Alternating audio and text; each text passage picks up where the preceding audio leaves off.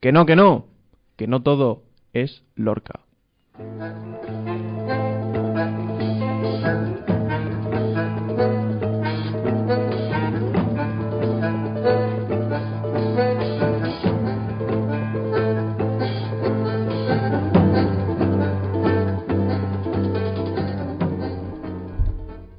Buenas tardes, soy Álvaro Villanueva Álvarez y a pesar de este tiempo inclemente y que no nos está respetando demasiado en estos primeros de mayo, hemos podido comenzar, por fin, como ahora les comentaremos, el primer episodio, digamos, de este programa No Todo es Lorca, que ahora explicaremos un poquito su título.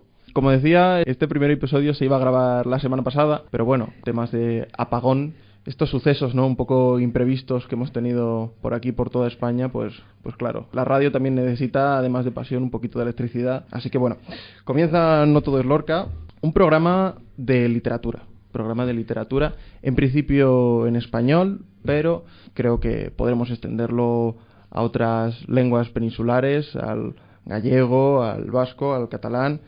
Y para todos estos temas de teatro, de novela, poesía, ensayo, también temas más relacionados con el ámbito material del libro, con la crítica, con las publicaciones y las editoriales, pues iremos trayendo a gente muy interesante, gente especializada en todo este ámbito, y mantendremos una conversación. El programa no pretende ser un tostón que diríamos, ni aburrido, ni muchísimo menos. Pretende permitir el diálogo, un diálogo fraternal por este bien común que es la literatura en español, en principio, como decíamos, pero es un programa que pretende ser anacrónico, es decir, no vamos a seguir el siglo XX, ni vamos a seguir el siglo de oro, ni vamos a seguir una línea fija por la que vamos a regirnos. No. Esto va a pasar de Jaime Gil de Viedma, que no diremos nada por ahora, a Lope de Vega, a Góngora, Sor Juana Inés de la Cruz, Javier Salvago y otros escritores de los márgenes. Por lo tanto, nuestros oyentes tienen que estar atentos porque vamos a tratar todo tipo de temas. Es un programa anacrónico, es un programa, no diría contrario a las ideas, porque siempre hay que tenerlas, pero la literatura, y sobre todo la literatura de nuestros días, yo diría que contiene algo de despersonalización. Es decir, leemos la obra y a lo mejor el autor nos importa ciertamente menos. Es verdad que hay escritores en los que esto es fundamental. Véase el caso que comentaremos hoy de Jaime Gil de Viedma, por supuesto. Pero otros escritores, sin embargo, pues su vida, digamos que no viene a cuenta, y lo que queremos es el jugo, sus ideas, su filosofía, sus experiencias vitales.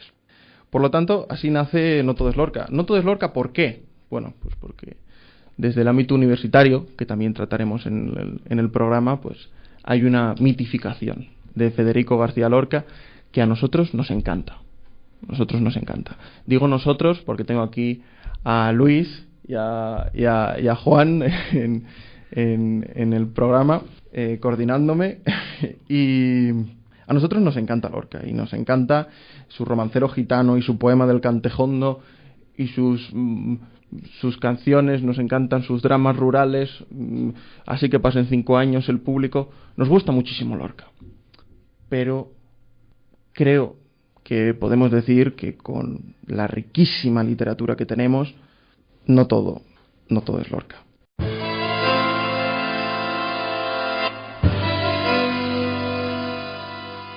Que la vida iba en serio, uno lo empieza a comprender más tarde.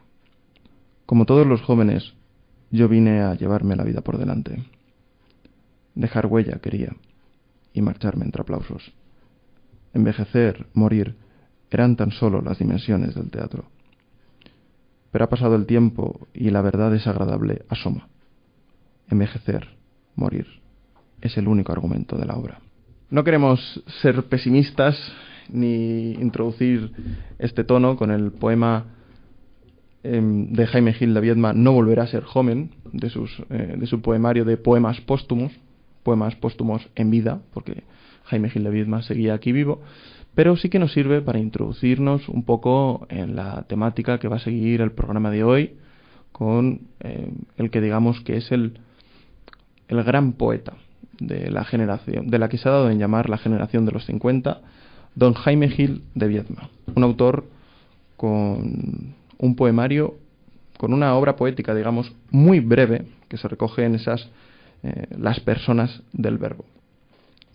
Esto simplemente como adelantamiento. El programa, No todo es Lorca, pretende dar una idea sobre el contexto literario, como decíamos. Y por eso tendremos una sección en la que hablaremos de algunos eventos culturales, publicaciones de libros que nos puedan resultar interesantes, eventos, de todo, digamos, ¿no?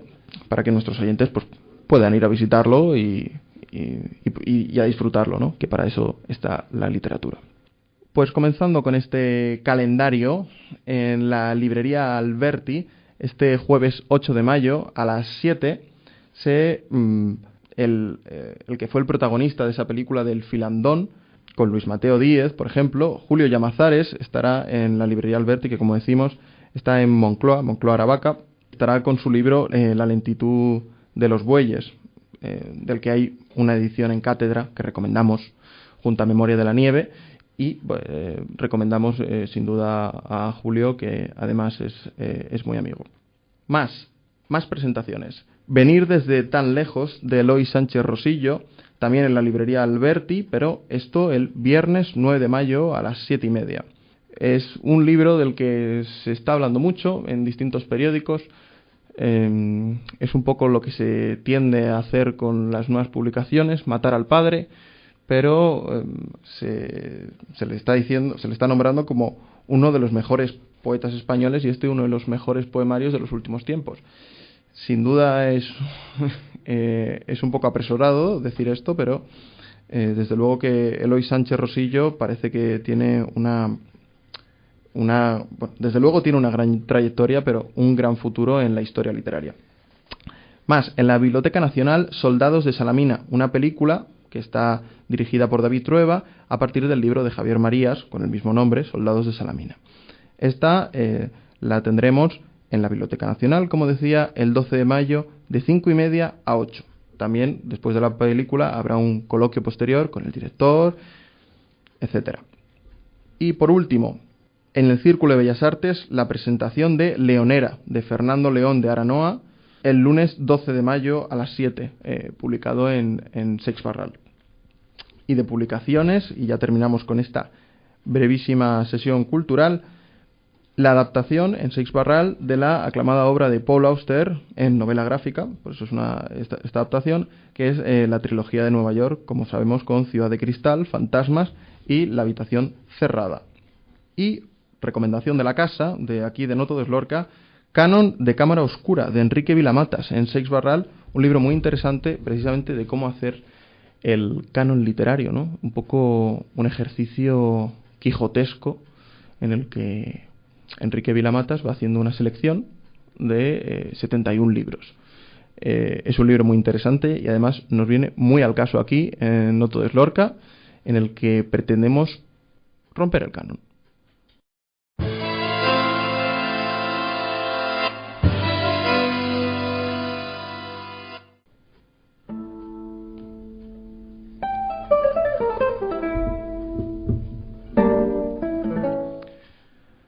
Jaime Gil de Biedma es uno de esos niños de la guerra.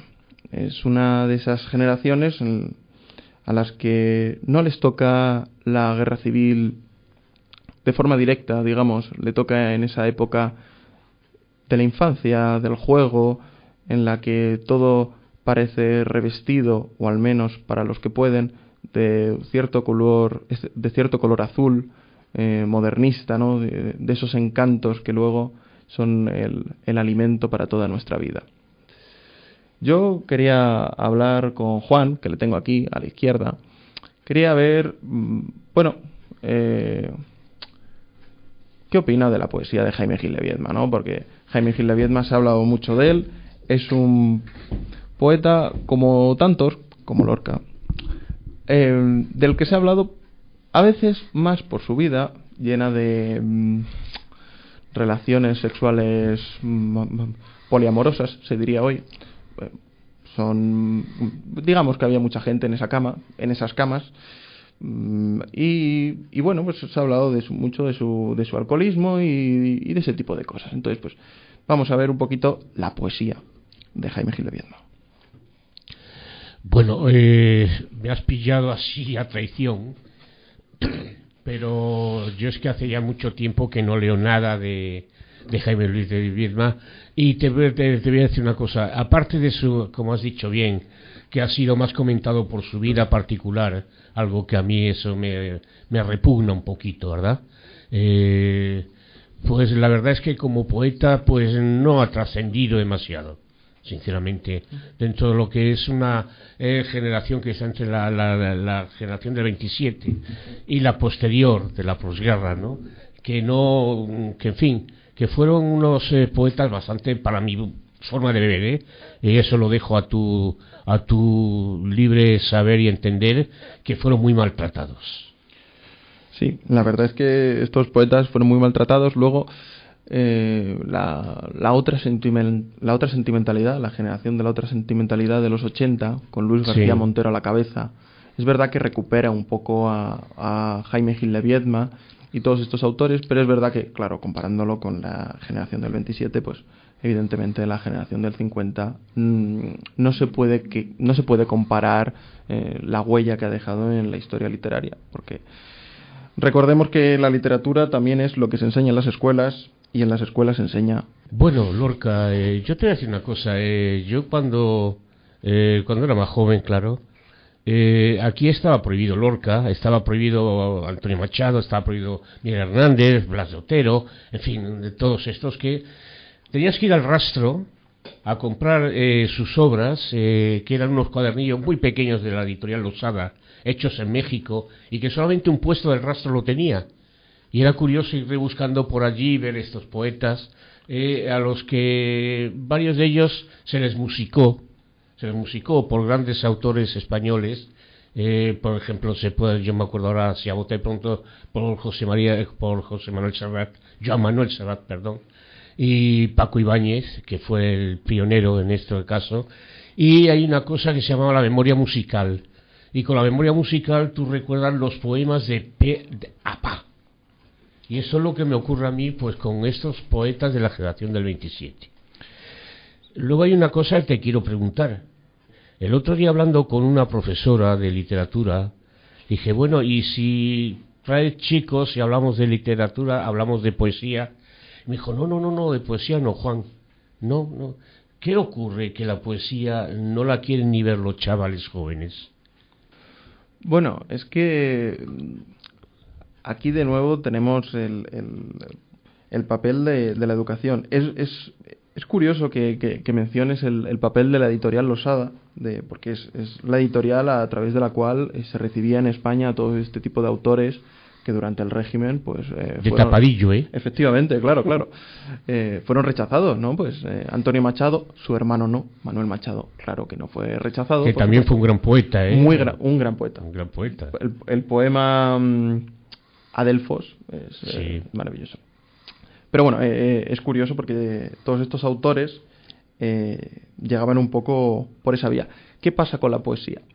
Pues bueno, lo que pasa con la poesía quizás es que se enseña demasiado surrealismo, demasiadas vanguardias.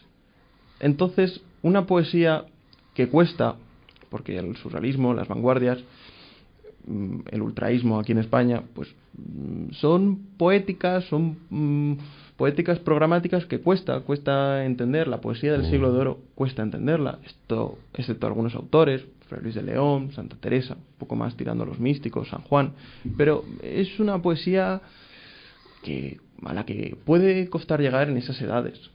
Yo quizás no la recomendaría tan temprano. Quizás primero hay que disfrutar de descubrir la literatura por uno mismo, y luego seguro, con total seguridad, que llegas a estos grandes poetas, a Antonio Machado, a Miguel Hernández, a Vicente Alexandre, creo que todo tiene una edad. Todo tiene una edad. Y precisamente con la música estilo romanceril, juglaresco, pues Sí. es verdad que en nuestra cabeza se instala la poesía de una manera mucho más fácil. Hoy en día no se hacen ese tipo de adaptaciones. Vamos, yo al menos no conozco de cantautores.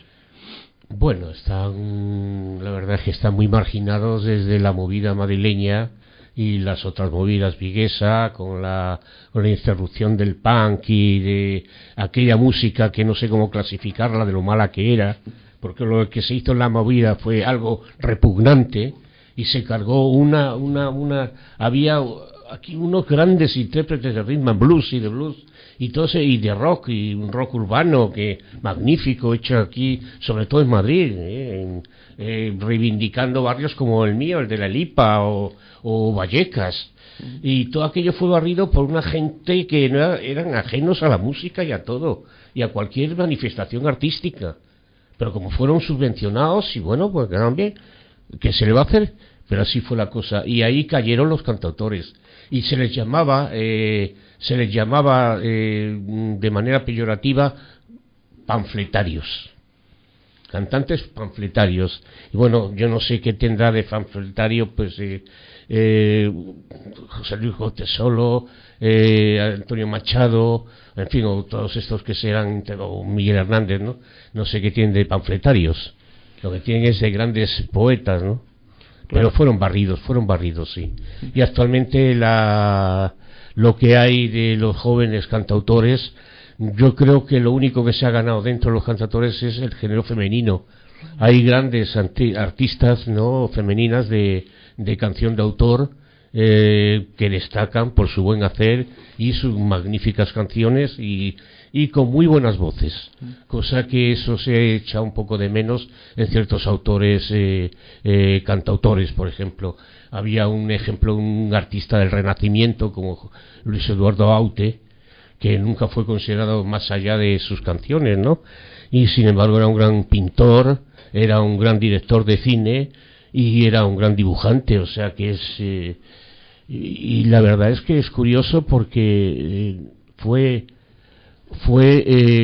reconocido simplemente por su faceta de cantautor, cuando no era la única. Sí.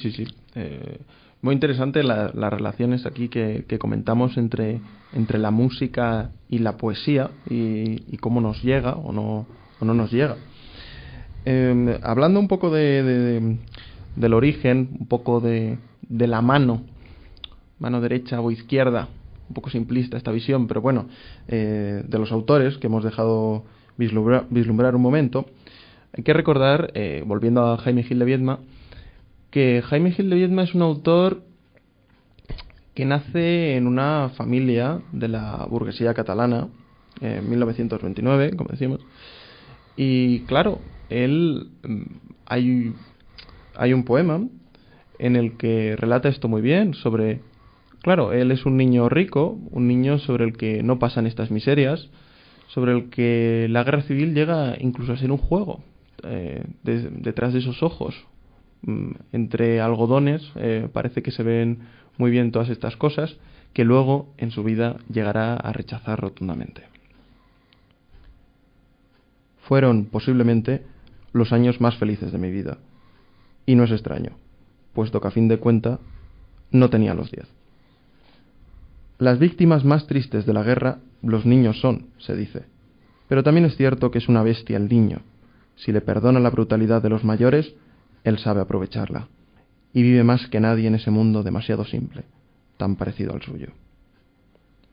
Para empezar, la guerra fue conocer los páramos con viento, los sembrados de gleba pegajosa y las tardes de azul, celestes y algo pálidas, con los montes de nieve sonrosada a lo lejos. Mi amor por los inviernos mesetarios es una consecuencia de que hubiera en España casi 1 millón de muertos. Tremendo. Es tremendo. Este poema, además, este 1 millón de muertos del poema Insomnio de Hijos de la Ira de Dámaso Alonso, ¿no? Ese poemario que en 1944 marca, desde luego, la literatura de nuestra época. Entonces, claro, él nace, como decíamos, en la burguesía catalana. Su padre tiene una fábrica de exportación de tabaco en Manila, en Filipinas, y digamos que lo que quiere es dejarle el cargo a su hijo para que continúe su camino, ¿no? Esto, toda la vida de Jaime Gil de Biedma aparece muy bien en El cónsul de Sodoma. Es una película que le recomendamos desde aquí. Es verdad que es una película en la que se nota mucho esa huella del destape, porque es todo muy explícito y hace todo... hace particular efusión en sus relaciones de todo tipo. Y quizás Jaime Gil de Biedma era un hombre más complicado, sin duda. Como decíamos, Jaime Gil de Biedma rechaza su origen. Esto un poco en la película del Rey León, nunca te olvides de quién eres, ¿no, Juan? Pero Jaime Gil de Biedma dice: no quiero ser de donde vengo. Sí. Es bastante demoledor, diría. Es bastante demoledor. Yo te pediría que leyeras alguna poesía más de Jaime Gil de Biedma, porque está muy bien recordar estos grandes autores que actualmente están un poco olvidados. Y si no, están un poco tergiversados, porque se mezclan cosas que jamás se deberían de mezclar cuando es una autoría artística y lo que es la vida particular de cada uno. Pero aquí la mezcla él y a mí me parece muy interesante. Jaime Gil de Biedma era alcohólico. De esto no nos queda ningún tipo de duda. Fumaba muchísimo, como entonces se fumaba, y fumaban todos, como era lógico. Todo el mundo se acuerda de esos bares y de esas cafeterías que parecían submarinos sumidos en humo.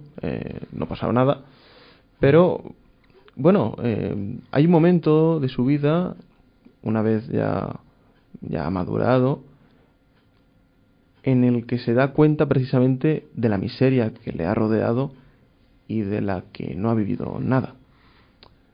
Un niño entre algodones decide que su futuro no es ese. Digamos que su pasado sí que lo fue, pero que no podía dejar de lado su preocupación por España.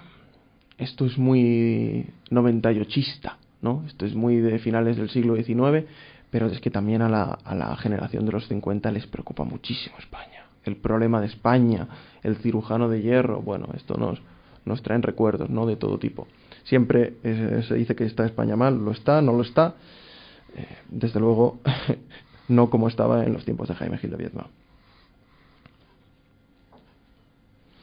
¿Y qué decir de nuestra madre España? Este país de todos los demonios, en donde el mal gobierno, la pobreza, no son sin más pobreza y mal gobierno, sino un estado místico del hombre, la absolución final de nuestra historia. De todas las historias de la historia, sin duda la más triste es la de España, porque termina mal. Como si el hombre, harto ya de luchar con sus demonios, decidiese encargarles el gobierno y la administración de su pobreza. Nuestra famosa, inmemorial pobreza, cuyo origen se pierde en las historias que dicen que no es culpa del gobierno, sino terrible maldición de España, triste precio pagado a los demonios con hambre y con trabajo de sus hombres. A menudo he pensado en esos hombres, a menudo he pensado en la pobreza de este país de todos los demonios, y a menudo he pensado en otra historia distinta y menos simple, en otra España en donde sí que importa un mal gobierno. Quiero creer que nuestro mal gobierno es un vulgar negocio de los hombres y no una metafísica, que España debe y puede salir de la pobreza, que es tiempo aún para cambiar su historia antes que se la lleven los demonios. Porque quiero creer que no hay demonios, son hombres los que pagan al gobierno, los empresarios de la falsa historia, son hombres quienes han vendido al hombre, los que la han convertido a la pobreza y secuestrado la salud de España. Pido que España expulse a esos demonios, que la pobreza suba hasta el gobierno, que sea el hombre el dueño de su historia. Nuestra emisora no pretende ser la mejor emisora del mundo, pero eso sí, tenemos la mejor motivación y actitud para contaros lo que pocos medios os van a contar. Por eso, os esperamos. Radio Cigüeña, la radio libre e independiente del municipio de Rivas hacia Madrid. Mal que le pese a alguno. Y sin financiación. Este poema nos deja con los pelos de punta, ¿no? Con la piel helada. Seguro que el oyente, y tampoco el lector, les voy a confesar, no se ha podido dar cuenta, como es casi imperceptible, el tipo de estrofa que utiliza aquí Jaime Gil de Biedma.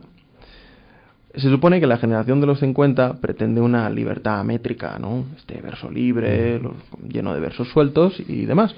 Pero aquí Jaime Gil de Biedma utiliza una sextina provenzal, una de las estrofas más difíciles de utilizar y que llega a España pues más o menos en el siglo XV, pero que precisamente no llega a triunfar por la complejidad de su estructura. Es que las estrofas, que deben ser 6 más 1, en cada una de ellas deben rimar las mismas palabras y siempre deben aparecer las mismas palabras. En nuestro poema, España, demonios, pobreza, gobierno, hombre e historia. Es casi imperceptible, pero la maestría de Jaime Gil de Biedma se muestra en este tipo de actos. Él era totalmente consciente de que quería el verso libre y quería la libertad métrica como buen personaje de su generación. Pero aquí nos demuestra como esos que dicen que Picasso en su cubismo no era capaz de pintar realismo o de hiperrealismo, sino que era simplemente lo que podía pintar, cubismo. Pues no. Jaime Gil de Biedma hace un alarde aquí de estrofa y nos enseña una sextina provenzal y la preocupación por España. Esta España que tanto le empezó a preocupar una vez se dio cuenta de que no había luchado. Evidentemente era un niño, no podía luchar, pero tampoco se había dado cuenta en el ambiente en el que había crecido, de raqueta de tenis y domingos al sol. En fin, esto, no sé qué opinas, Juan, de este poema. La verdad que es demoledor, es la historia más triste de todas las historias, es la triste historia de España, ¿no? Es brutal, es demoledora y, ¿qué quieres que te diga? Me deja un poco sin palabras, Esta generación, la generación de los 50, que antes comentábamos a Machado, sí que tiene un espíritu de generación. Se ha hablado de otras generaciones en el ámbito académico, la generación del 36, discutible, muy discutible. La generación del 14, ensayistas. La del 27, parece que sí que tiene más espíritu de generación. Pero bueno, es un poco más complicado definir lo que es una generación. Pero bueno, la generación del 50 se reúne en torno, bueno, hay diversos autores que se reúnen. Jaime Gil de Biedma, Ángel González, José Ángel Valente, Carlos Barral. Todo este tipo de autores hacen una conmemoración en Collioure, en ese pueblo, ciudad de Francia, en el que se encuentra la tumba de Machado, que por cierto recomiendo visitar, es muy sorprendente lo que queda del hombre tras el nombre. Desde luego es una experiencia. Pues se reúnen para conmemorar la poesía de Antonio Machado allí en Collioure, y a partir de entonces digamos que se crea esta generación de poesía social de los 50 que se extenderá hasta los años 60, donde ya comenzará un cambio hacia los novísimos, que precisamente pues de nuevo matarán al padre porque siempre pretendemos ser originales aunque nunca lo seamos, con esa antología de José María Castellet en 1970. Una vez hecho este recorrido histórico literario, que de poco nos sirve, sino para hablar de la vida y penurias de Jaime Gil de Biedma, yo quería hablarte, Juan, sobre cómo se debe sentir un hombre, una persona, al darse cuenta de que todos aquellos valores que le habían inculcado desde pequeño deben ser rechazados. Bueno, estás hablando con una persona que ha pasado esa experiencia y la verdad se pasa con más naturalidad de la que a veces parece que puedes caer en una depresión o yo creo que es poco mirar siempre el horizonte, ¿no? Nunca quedarte mirando la tierra, mirar el horizonte, intentar combatirlo porque es muy difícil, siempre te quedan siempre te quedan vestigios, siempre, no llegas a quitarlo porque lo que mamas de pequeño luego sigue acompañándote durante toda tu vida, pero lo que no quiere decir eso es que eso justifique ciertas acciones, y es lo que siempre tienes que procurar no caer en ello. Pero vamos, no es nada agradable, y hay que mirar siempre el horizonte, siempre. En el horizonte siempre ves cosas bellas. Hacia ese horizonte creo que pretendía acercarse Jaime Gil de Viedma, porque su último poemario se titula Poemas póstumos. Este poemario de un muerto en vida es precisamente la culminación de su poesía. Jaime Gil de Viedma escribe muy poco, se le criticó muchísimo precisamente por escribir tan poco frente a otros autores. Rafael Alberti, con una obra gigantesca, más recientes y actuales, como Luis García Montero, pues él escribía con dificultad, escribía por impulsos. Es un poco lo que decía Julio Cortázar. Él no podía sentarse a escribir y que le viniesen las musas, ¿no? No era como Cela y su palangana de agua. No. Este hombre no tenía un horario, era de estos escritores que deben construir su personalidad, ¿no? Y a partir de entonces escribir poco, pero escribir bien. Que las cosas que se venden en frascos pequeños, pues dicen que son mejores, ¿no? Las horas no han pasado todavía. Y esta mañana, lejos igual a un arrecife que apenas yo distingo. Tú no sientes cómo el tiempo se adensa en esta habitación con la luz encendida, como está fuera el frío lamiendo los cristales. Qué deprisa en mi cama esta noche, animalito, con la simple nobleza de la necesidad, mientras que te miraba, te quedaste dormido. Así pues, buenas noches. Ese país tranquilo cuyos contornos son los de tu cuerpo, de ganas de morir recordando la vida, o de seguir despierto, cansado y excitado hasta el amanecer. A solas con la edad, mientras tú duermes, como quien no ha leído nunca un libro, pequeño animalito, ser humano, más franco que en mis brazos, por lo desconocido. Este poema se titula Un cuerpo es el mejor amigo del hombre. Jaime Gil de Viedma era un poema de lo dionisíaco. Lo apolíneo le tocaba de muy lejos. Él era un poema de era un poeta de lo físico, de lo palpable, de lo que se podía tocar, como los escritores, digamos, de la poesía social. Él que rechaza la invitación de su padre para hacerse cargo de la fábrica de tabacos, pues decide disfrutar de su vida, de su sexualidad y llevar una vida muy intensa que acabará, por desgracia, demasiado pronto en nuestros días. Acabó con más o menos 70 años, un poco menos.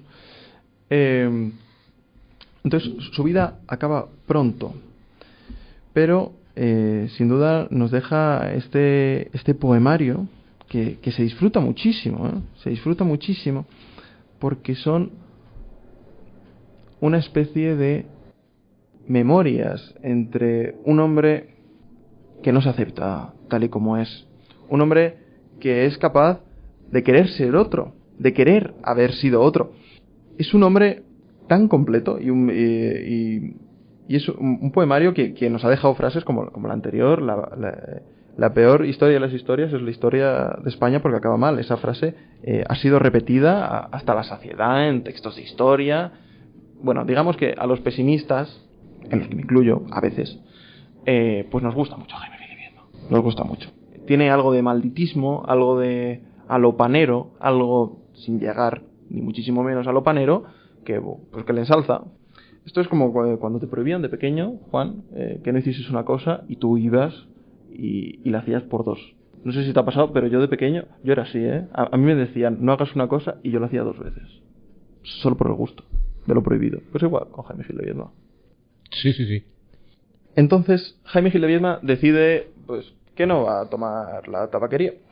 Y pues dice, voy a intentar dejar esto del alcoholismo,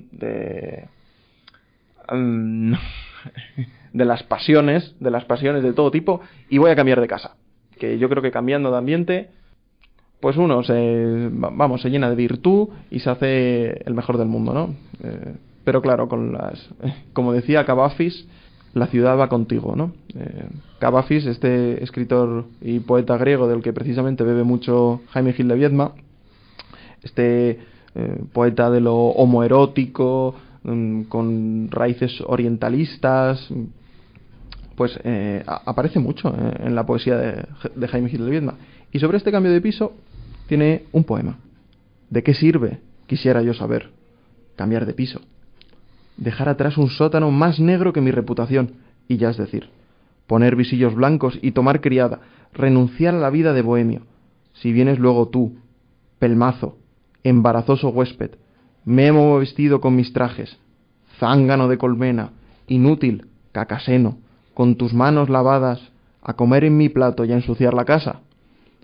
Te acompañan las barras de los bares últimos de la noche, los chulos, las floristas, las calles muertas de la madrugada y los ascensores de luz amarilla cuando llegas, borracho, y te paras a verte en el espejo la cara destruida, con ojos todavía violentos que no quieres cerrar.